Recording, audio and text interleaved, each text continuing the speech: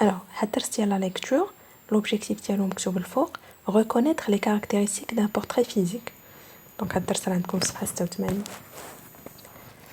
Les caractéristiques d'un portrait physique mais انت غتعرف على كيفاش كنديروا لو portrait physique. شنو معنى لو portrait physique؟ غنمشيو نشوفوا جو روتيان لتحت القاعدة. رقم 1 قال لكم le portrait physique est la description d'une personne ou d'un personnage. portrait physique معناتها كنوصف واحد الانسان او واحد الشخصية. رقم 2 cette description porte sur l'aspect extérieur, le corps, le visage, la silhouette, l'habillement. هذا الوصف اللي كنقولوا portrait physique معناتها كيهتم بالفيزيك اللي هو الجسم ديال داك الشخص ولا الشخصيه اللي هو الملابس ديالو داكا عينيه نيفو وجهو. دونك هذا هو الوصف كيهم المظهر الخارجي. رقم 3 il informe sur les principaux traits qui caractérisent cette personne ou ce personnage. ما غنوصفش داكشي اللي عنده عند الناس عادي، نو غنوصف داكشي اللي كيميزو على الناس باش نتا ملي تخايلوا. حيت القصص شحال هادي كانوا كيكونوا غير مكتوبين، ما كيكونوش تصاور، ماشي بحال الافلام دابا. دونك فيلم كتشوف البطل ولا البطله كيفاش مدايرين، شحال هادي خص يوصف ليك داك البطل كيفاش مداير باش تخايلوا نتايا في يعني في الخيال ديالك عاد ديك الساعه تقدر تكمل القصه.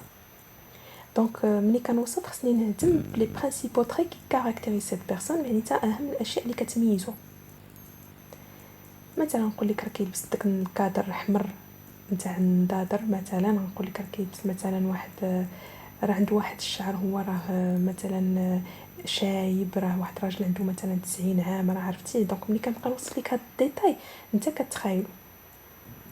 رقم 4 il est le plus souvent objectif, c'est-à-dire que l'on décrit ce que l'on voit. يعني هنا الوصف خصو يكون ما نعطيش فيه انا المشاعر ديالي، نو نقول لك لا ما كيعجبنيش وما ظريفش، لا لا لا، ولا لا هذاك الشيء كيعجبني، داك السيد مزيان وهذا لا. خصني نقول لك شنو كنشوف. لابس طربوش كحل، هز واحد العصا في يديه، هو عنده كتافو مثلا عراض، يعني كندير لك الوصف بحال في هذا النص هذا بقى كيوصف ديك السيده اللي دار لكم التصويره. نتوما دار لكم التصويره باش تقرب لكم الفكره. وصف الشابو ديالها، راه داك الطربوش عندها بالقش فيه واحد السينتا غوز. قال لك شوفوا الباراغراف الثالث elle avait un large chapeau de paille avec des rubans roses qui palpitaient au vent derrière elle.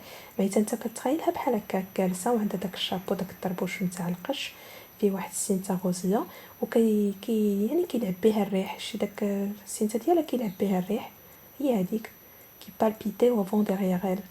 وكيكمل الوصف ديالو. اي اخر حاجه في شغلتيا mais il peut créer une impression générale sur la personne décrite. ملي كتسالي الوصف كتكون عندك واحد الانطباع على داك الشخص اللي وصفناه، واش زوين، واش خايب، واش كيلبس مزيان، ما كيلبسش مزيان. داكوغ. دونك هذا هو الهدف من لو بورتري فيزيك.